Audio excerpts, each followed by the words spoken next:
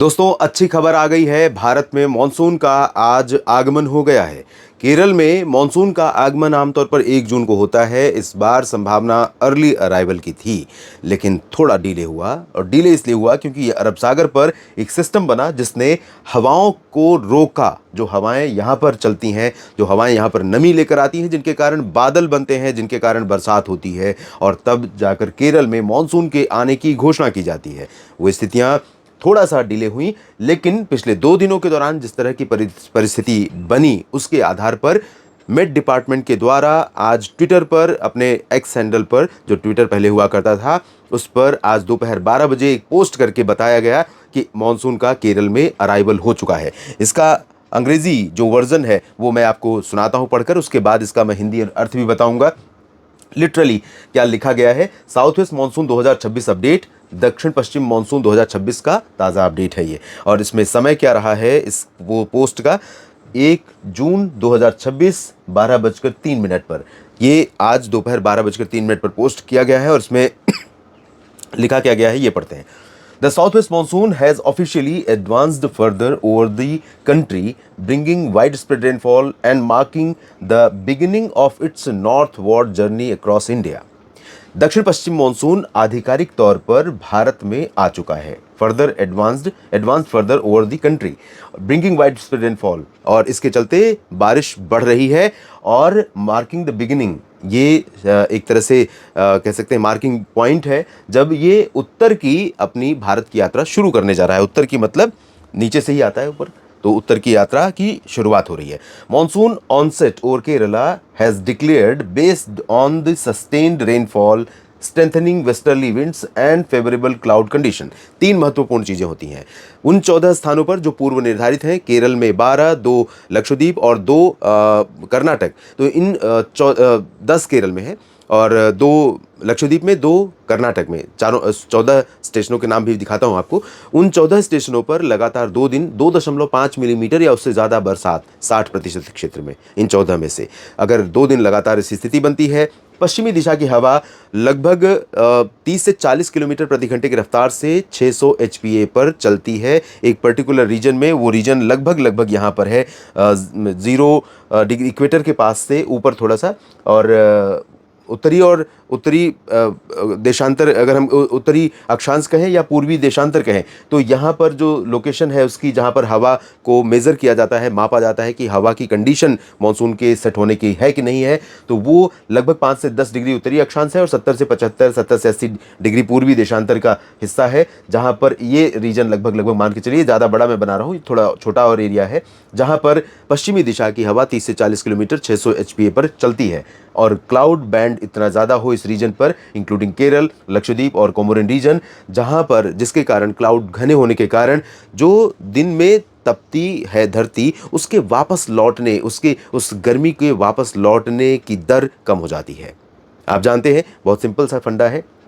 यहाँ पर सूरज की किरणें पड़ रही हैं, दिन भर पड़ेंगी और रात को जब सूरज धरती, हमारे जो ग्लोब है धरती है, उसके दूसरी तरफ आ जाएगा, तब यहाँ पर क्या होगा कि यहाँ की गर्मी है ये वापस वायुमंडल की तरफ भागने लगती है। लेकिन अगर इसी को कोई ढक ले ऐसे, तो वापस लौटने वाली जो रेट है, दर है, वो रुक जाती है। तो वो रुकती कैसे है? जब यहाँ बहुत मोटे बादल बनते हैं, बहुत घने बादल बनते हैं, तो उसका एक मापदंड है 200 मेगावाट से नीचे आ जाती है इसके लौटने की दर। इसकी वजह से भी ये समझ लिया जाता है कि अब यहाँ पर वो क्लाउड बैंड डेवलप होने लगे हैं जिन्हें हम मॉनसूनी क्लाउड कह सकते हैं। तो ये तीनों पैरामीटर मेट डिपार्टमेंट ने इस ट्वीट में बताया है कि पूरे हो रहे हैं और इस वजह से मॉनसून की जर्नी आज से शुरू होने की घोषणा हो रही है। As of 31 May 2026, the northern limit of monsoon NLM has advanced over additional parts of the Arabian Sea and Bay of Bengal and adjoining regions. तो यहाँ पर आप देख सकते हैं 30 को बढ़ी थी मॉनसून की उत्तरी सीमा, 31 को तो ज़्यादा प्रोग्रेस नहीं हुई थी, यहाँ पर 30 और 31 को आगे बढ़ी थी, 30 को, और उसके बाद अब ड्रॉ होगी, तो मुझे लगता है इधर से ड्रॉ होगी। और इसके बाद लिखा है the monsoon is expected to continue its gradual advance across more parts of India and coming days, bringing much needed rainfall and relief from heat wave conditions. बिल्कुल ठीक बात है, यही अपेक्षा हम भी कर रहे हैं कि मॉनसून केरल में आने के बाद अब जल्दी ही अपनी आगे की यात्रा को और अच्छी गति से जारी रखेगा और सामान्य बरसात, भले ही हमें एल नीनो का डर है, लेकिन परिस्थितियां कुछ ऐसी बनेंगी, अनुकूल होंगी। अरब सागर में पश्चिमी क्षेत्र में तापमान गर्म होगा, इंडियन ओशन डायपोल पॉजिटिव होगा, भारत के मॉनसून को ताकत मिलेगी, south peninsular reason, central India में बारिश की गतिविधियां बढ़ जाएंगी और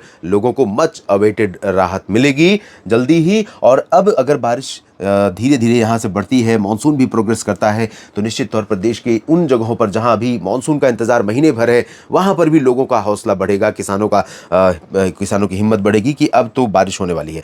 थोड़ा सा सैटेलाइट तस्वीरें भी देख लेते हैं। अरब सागर का कुछ हिस्सा है जहाँ पर थोड़ा सा मॉइस्चर कम है एटमॉस्फेयर में, अदरवाइज वाटर वेपर आप देखें तो साउथ पेनिनसुलर रीजन के आसपास के भागों पर ये जो हिस्सा नीचे वाला हिस्सा है, जहाँ पर मानसून के आने की घोषणा के लिए महत्वपूर्ण रूप से मेज़र किया जाता है, मापा जाता है बादल, हवा और बारिश को, तो यहाँ पर कंडीशंस बिल्कुल भी अनुकूल दिखाई पड़ रही हैं और साथ में साउथ पेनिनसुलर रीजन पर अन्य भागों पर भी बादल बढ़ते हुए दिखाई पड़ रहे हैं।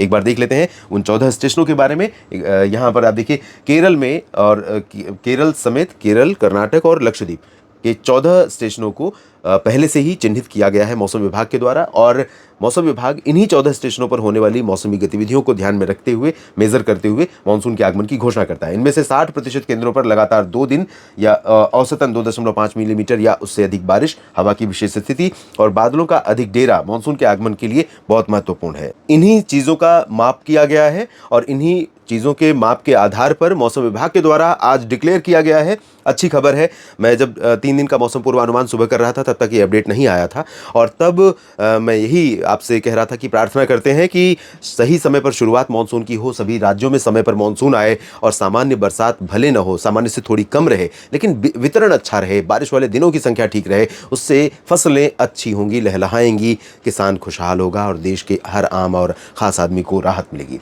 तो केरल में 10 स्थान है, तिरुवनंतपुरम, कोल्लम, पुनालूर, अलपुझा, कोट्टायम, कोच्चि, थ्रिसूर, कोझिकोड, थालासेरी और कन्नूर। और लक्षद्वीप में 2 स्थान है, मिनिकॉय और अमिनी दीवी, और कर्नाटक के तटीय रीजन है कुडुलू और मंगलुरु। तो इन 14 जगहों पर जब 2 दिन लगातार 2.5 मिलीमीटर या उससे ज़्यादा बरसात रिकॉर्ड की जाती है दोस्तों, किसान साथियों, तो भारत में मानसून के आने के लिए स्थितियां अनुकूल मानी जाती हैं। और इसके अलावा हवा की स्थिति के बारे में हमने बात की, बादलों की स्थिति के बारे में बात की। तो अब हम इंतज़ार कर सकते हैं, प्रतीक्षा कर सकते हैं कि केरल के बाद अब कर्नाटक, महाराष्ट्र, छत्तीसगढ़, ओडिशा, पूर्वोत्तर भारत के राज्य और उत्तर भारत के भी भागों पर समय से मानसून आए और मानसून की रिमझिम फुहारें, मानसून की तेज़ बौछारें, मानसून की झमाझम बारिश, इससे जहाँ जैसी ज़रूरत, जहाँ जैसी सामान्य तौर पर बरसात होती है, वहाँ वैसी बरसात हो और खेती लहलहाए। आप सभी को बहुत शुभकामनाएं और प्रार्थना है ईश्वर से कि मानसून अच्छा रहे इस बार, भले ही कम बारिश दे लेकिन फिर भी अच्छा रहे, ऐसा हो सकता है। तो देखते हैं कैसा रहने वाला है। आज से यात्रा शुरू हो रही है, बहुत सारी शुभकामनाएं आपको, और लगातार मैं आपके साथ जुड़ा रहूँगा। मानसून का हर अपडेट, मानसून की बारिश का हर अपडेट, मानसून की चाल का अपडेट आपको देता रहूँगा। किस तरह से देश में परिवर्तन मानसून के प्रदर्शन में हो रहा है, किस तरह से मौसम प्रभावित हो रहा है और कैसा किस क्षेत्र पर प्रभाव उसका पड़ रहा है। आपसे निवेदन है कि लगातार मेरे साथ बने रहिए मौसम तक और न्यूज़ मीडिया मंच पर। ये जानकारियाँ ठीक लगे तो वीडियो को लाइक और शेयर जरूर कीजिए, कमेंट सेक्शन में अपनी बात लिखिएगा। बहुत बहुत धन्यवाद, नमस्कार।